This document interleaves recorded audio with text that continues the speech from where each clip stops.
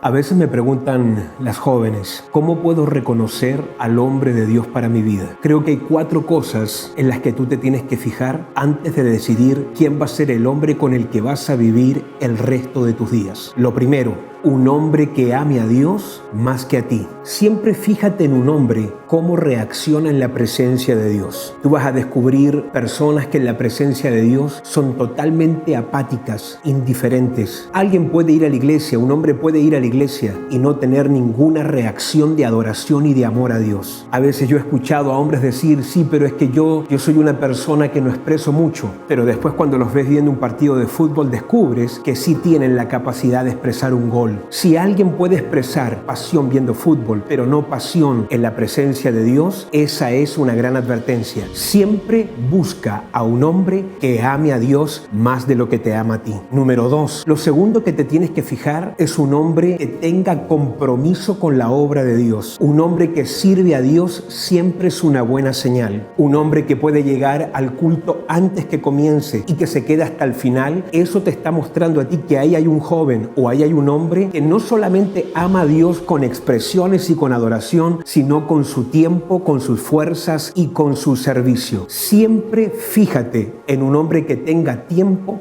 para servir a Dios. Número 3, ¿qué te dicen tus autoridades? Tus padres, como tus pastores, son una señal importante para poder escoger a ese hombre que Dios ha preparado para ti. Cuando tu pastor te dice, ten cuidado, esa advertencia es algo a lo que tú le tienes que prestar, pero mucha atención. Cuando tus padres te dicen cuidado, mucho más todavía.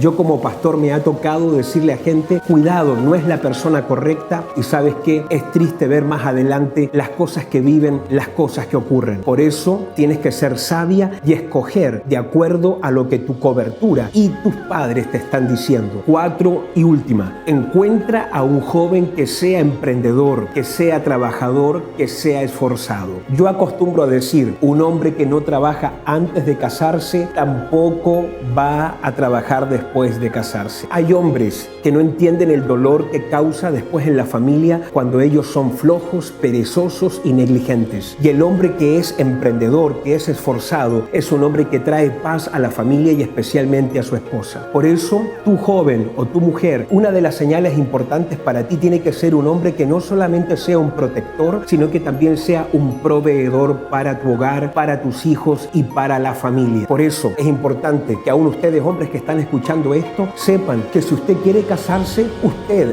antes de pedir una mujer, vele bien de amar a Dios, cuide bien de servir a Dios, pero también de ser un hombre esforzado, que trabaja, que puede sustentar y cuidar una familia. Así que te dejo estos consejos, espero que te sean útiles, que Dios te bendiga con ese hombre que Él tiene ya preparado para ti y que te dé sabiduría para escoger a la persona correcta en el tiempo perfecto. Bendiciones.